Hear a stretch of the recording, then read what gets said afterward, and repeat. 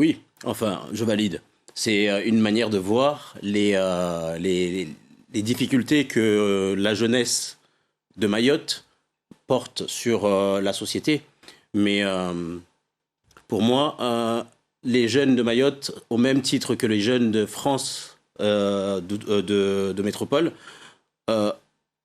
doivent en fait être compris avant de pouvoir les accompagner. Avant ou pendant qu'on les accompagne, on doit être en capacité de les comprendre, on doit être en capacité de savoir quelles sont les difficultés qu'ils traversent.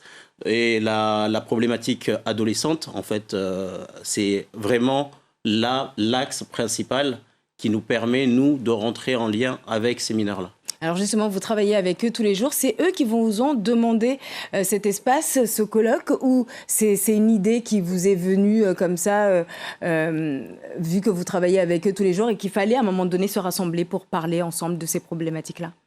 Alors, ce n'est pas les jeunes qui nous ont demandé de mettre en place un colloque, c'est le besoin que nous avons senti auprès notamment des professionnels qui travaillent en contact direct avec les adolescents. Ici à Mayotte, c'est ce besoin-là que nous avons senti de pouvoir partager, échanger nos savoir-faire, échanger nos réflexions, mettre ensemble en fait ce que nous pouvons observer sur le terrain et puis pouvoir peut-être réfléchir sur des solutions que nous pouvons apporter sur les problématiques adolescentes. Et justement, vous me tendez la perche, 2 jours de discussion. Premier jour, tout d'abord, avec les professionnels de santé, les éducateurs, tout ça. Qu'en est-il ressorti, justement? Ce qui est ressorti de ces différentes rencontres, c'est surtout des échanges. C'est-à-dire la certitude que les mineurs, les adolescents dont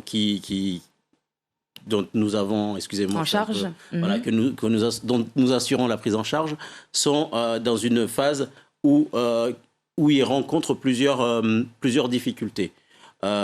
Et que, donc dans ces cas-là, nous devons doubler de vigilance pour pouvoir les accompagner au mieux, pour pouvoir assurer un accompagnement adapté. Donc ça veut dire que vous avez senti quelque part que de votre côté, il y avait des lacunes, des carences en tout cas?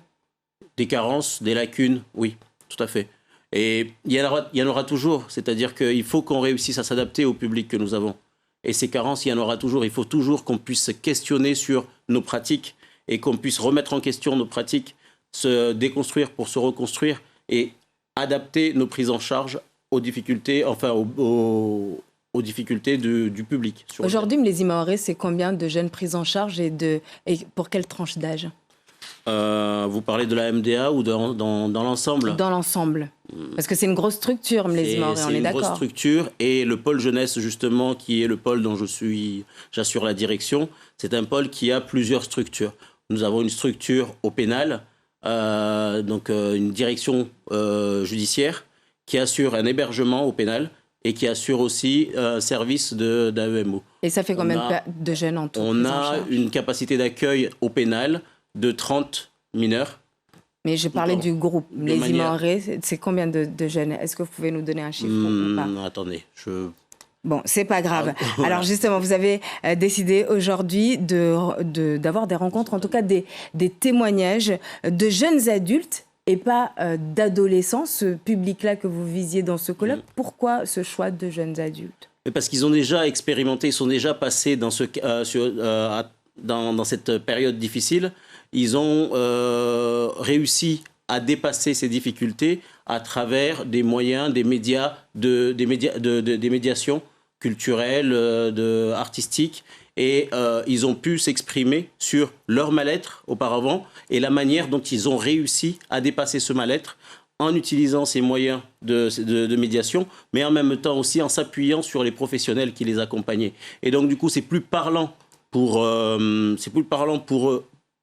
les professionnels qui étaient présents, de comprendre quelles sont les différentes étapes et quels sont les processus par lesquels passent ces jeunes pour pouvoir dépasser. Et puis, en s'inspirant de ces processus, en s'inspirant de ces témoignages, on pourra améliorer toujours les outils de prise en charge et de médiation. Merci beaucoup, Chakrina Moussa, d'avoir été notre invité. Je rappelle donc que vous êtes le directeur du pôle jeunesse de Mlési Maoré. Merci beaucoup.